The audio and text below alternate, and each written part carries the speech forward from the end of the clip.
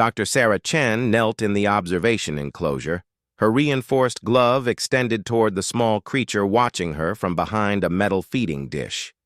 The Carthax cub was no bigger than a house cat, though its 6 legs and crystalline fangs made it clear this was no Earth animal. Its parent species were apex predators on their homeworld, capable of tearing through starship hull plating with their adult teeth. The Galactic Council had assigned her to the xenobiology station orbiting Carthax Prime 3 months ago. Her job was simple on paper: study the development of Carthax young and determine if their aggressive tendencies could be modified through early intervention. The Council wanted to know if these predators could ever be truly civilized, or if their nature was too deeply rooted in violence. The cub approached slowly, its 4 eyes fixed on her glove. Sarah remained perfectly still, her breathing calm and measured. She had worked with dangerous animals before, back on Earth. Wolves, bears, even a particularly aggressive crocodile at a rescue facility in Australia. The key was always the same: show no fear, project calm authority, and never punish natural behavior harshly. Her Vexorian colleague, Ambassador Trill, watched from behind the safety of the observation window. His tentacles twitched nervously against the glass. The Vexorians were a prey species, evolved from herd animals on their peaceful homeworld. To him, what Sarah was doing looked like suicide. The cub sniffed her glove, its nostril slits flaring. Then, without warning, it struck. Its jaws clamped down on her gloved hand with shocking force. Sarah heard the fabric tear, felt the pressure as those crystal teeth found the gaps in the reinforced material and punctured her skin beneath. Pain shot up her arm, sharp, bright, undeniable. But Sarah didn't move. She didn't jerk her hand away. She didn't cry out or show any sign of distress. Her face remained neutral, almost bored. She simply looked at the cub with steady, patient eyes. The cub bit down harder, testing her, its jaw muscles flexed, and Sarah felt another tooth break through the glove's inner layer. Blood began to seep into the fabric. Still, she remained motionless, her expression unchanged. Behind the glass, Trill's translator crackled to life. "Dr. Chen, your vitals are spiking. Extract yourself immediately." Sarah didn't respond. She kept her eyes on the cub. The small predator seemed confused. In its short life, everything it bit had reacted. The training drones screamed electronic warnings. The food dispensers retracted. Even the toys pulled away when it bit too hard. But this large, soft creature with the strange fur on its head just watched. The cub's eyes widened. It released its grip slightly, then bit down again, even harder this time. Sarah felt her flesh compress, felt the wet warmth of her own blood spreading. A muscle in her jaw twitched, but otherwise she gave nothing away. The cub let go completely. It stepped back, looking at Sarah's hand, then up at her face, then back at her hand. Its ears, delicate membrane structures behind its head, flattened against its skull. Its tail, which had been lashing aggressively, dropped low. Sarah recognized that posture. She had seen it 1,000 times in 1,000 different species across a dozen worlds. Guilt, uncertainty, the sudden realization that maybe it had done something wrong. Slowly, carefully, the cub approached again.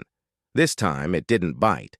Instead, it pressed its forehead against Sarah's bleeding glove, making a soft, chirping sound she had never heard from a Carthax before. The species wasn't supposed to vocalize like that until they reached adolescence.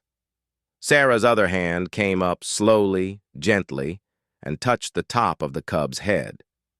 Her fingers found the spot just behind the ear membranes, and she scratched lightly. The cub's eyes closed. Its whole body relaxed. That chirping sound continued, rising and falling like a purr. "Impossible," Trill whispered through the intercom. "Carthax don't bond. They don't submit. They certainly don't show remorse." Sarah smiled slightly, wincing as the movement pulled at her injured hand. "They do, If you show them you're not prey, she said quietly, and that you're not a threat to be challenged. The cub curled up against her knees, its aggressive posture completely gone. Sarah continued to pet it, her bloody glove leaving small marks on its silver-blue fur. The pain in her hand was significant now, demanding attention, but she maintained her calm presence. "You should have pulled away," Trill said, his voice a mixture of awe and horror. "Any rational being would have withdrawn from pain."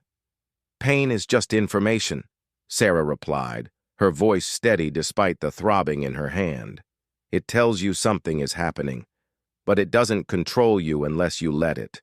Besides, if I had pulled away, I would have taught this little one that biting works, that violence gets results. Now it knows something different." "What does it know?" Trill asked. Sarah looked down at the cub, now completely relaxed and making those strange chirping sounds.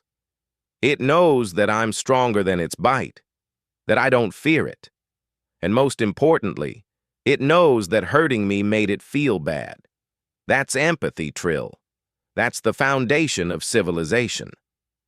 Over the following weeks, word spread through the xenobiology community about what had happened. Scientists from across the galaxy requested copies of the observation footage. The moment when the cub dropped Sarah's hand and stepped back, its entire demeanor shifting from predator to guilty child, became one of the most studied clips in modern xenopsychology. The Carthax government, initially hostile to the research project, requested more information. How had a human managed to calm one of their young? Why had the cub shown behaviors that adult Carthax claimed were impossible for their species? Sarah's explanation was simple, though it challenged everything the galactic community thought they knew about predator species. The Carthax weren't incapable of empathy or bonding. They had simply never encountered a species that could endure their aggression without either fleeing or fighting back. In their evolutionary history, everything either became prey or became competition. The concept of a strong creature that absorbed their violence and responded with patient authority was completely foreign to them. Humans, with their unusual pain tolerance, their stubborn refusal to submit to instinct, and their bizarre ability to form bonds with almost any creature they encountered, had accidentally discovered the key to Carthax socialization. The cub, which Sarah named Guilty as a private joke, became the first Carthax to successfully integrate into a multi-species environment.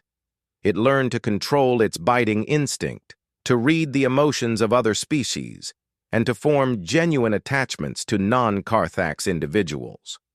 When it reached adolescence, instead of the violent territorial behavior typical of its species, it showed protectiveness toward smaller creatures and curiosity about other cultures. Sarah's hand healed, though it left scars. She wore them proudly, showing them to skeptical xenobiologists who visited the station. "These are proof," she would say, "that sometimes the most powerful response to violence isn't violence in return. Sometimes it's just refusing to let it define the interaction." The Galactic Council eventually approved the Carthax for associate membership pending the successful socialization of an entire generation using Sarah's techniques. Training facilities opened across Carthax Prime, staffed by human volunteers who were willing to endure the bites, the scratches, and the challenges of teaching predators to be more than their instincts. And every human who worked in those facilities learned the same lesson Sarah had taught that day in the observation enclosure.